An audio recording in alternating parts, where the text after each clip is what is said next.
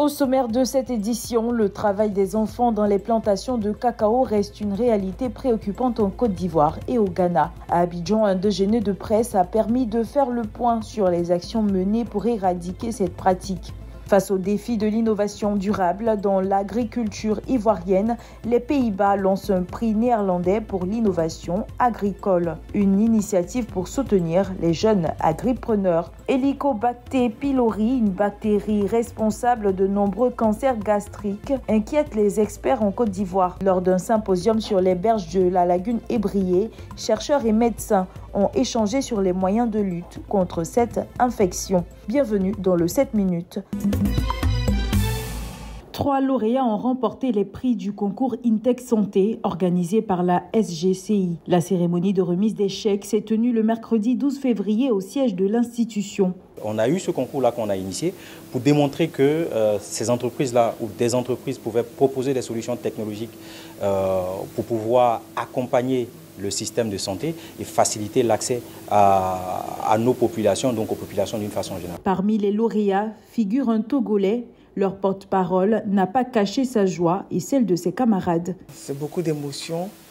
On n'y pensait pas. Au vu de ces grands projets que nous avons observés, nous disons que c'est une grâce pour nous. Voilà. Même dit que c'est une évidence, c'était trop audacieux. Mais nous sommes très heureux. En récompensant ces jeunes innovateurs, la SGCI espère non seulement encourager l'excellence, mais aussi impulser des solutions technologiques durables pour le secteur de la santé. Une ambition qui, au regard de l'enthousiasme des lauréats, semble déjà porter ses fruits. Les prix partent de 500 000 francs CFA à 3 millions de francs CFA.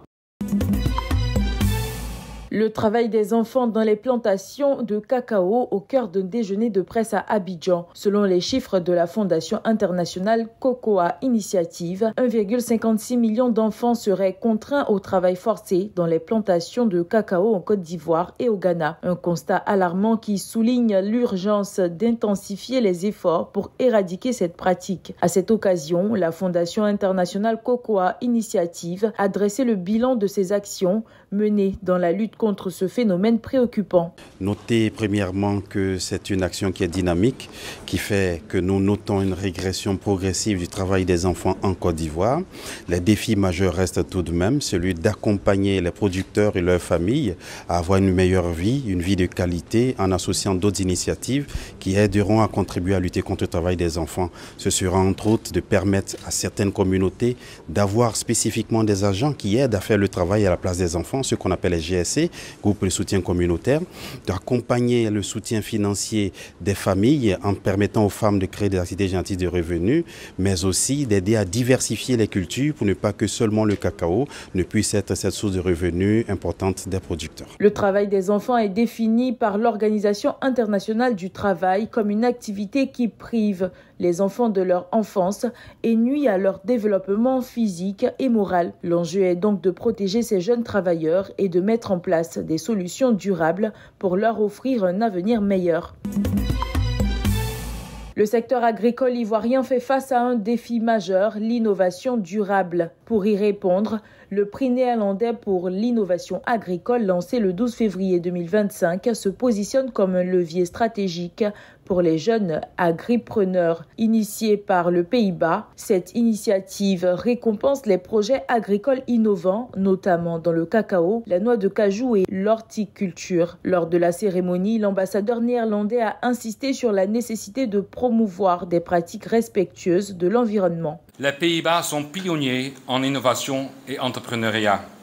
Notre ambition est de stimuler la créativité et la persévérance dans le secteur agricole ivoirien. Pour les Pays-Bas, ce prix aussi représente une opportunité de renforcer nos liens économiques avec la Côte d'Ivoire. De son côté, le ministre Kobenon Kwasi Adjoumani a salué cette coopération pour renforcer la compétitivité du secteur. Le lancement du prix néerlandais de l'innovation agricole témoigne de l'importance pour les Pays-Bas de toujours soutenir et promouvoir l'entrepreneuriat, notamment chez les jeunes. Aujourd'hui, plus que jamais, nous avons besoin de jeunes entrepreneurs audacieux. Ce prix représente une opportunité majeure pour les agripreneurs ivoiriens d'accéder à des financements, d'être accompagnés dans leurs projets et de renforcer leur compétitivité sur le marché.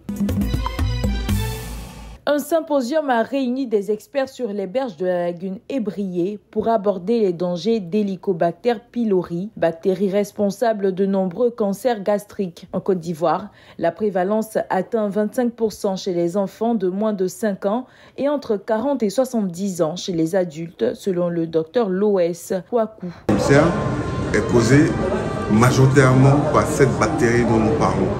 On dit que l'ulcère est une maladie qui est causée par un microbe et qui peut entraîner des maladies graves en termes de complications comme les cancers et conduire à la mort. Mais il faut commencer par savoir qu'on a un ulcère qui est dû à Helicobacter pylori. Parce que si on donne seulement ce qu'on a l'habitude de donner sans traiter la bactérie qui est en dessous, c'est un peu comme si on mettait un sparadrap sur une plaie sans traiter la plaie. Cet événement organisé par la CIGED en partenariat avec l'Institut Pasteur et le ministère de la Santé a permis de discuter des stratégies de diagnostic et de prise en charge tout en sensibilisant les professionnels de santé aux innovations thérapeutiques. Helicobacter pylori avec des solutions et la prise en charge. La prise en charge qui est un sérieux problème national vu les coûts des traitements.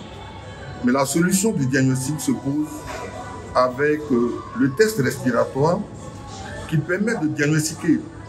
Donc nous avons la solution et que nous proposons au gouvernement, nous proposons aux structures sanitaires pour relever le plateau technique. Lors de cette rencontre, le Helic ABT Reader, un appareil permettant un diagnostic rapide en 10 minutes grâce à un test respiratoire automatique, a été présenté. Cette technologie promet d'améliorer l'accès au dépistage et de renforcer les capacités des structures de santé en Côte d'Ivoire. C'est la fin de cette édition. Merci de l'avoir suivi. L'information continue sur 7info et sur www.7info.ci.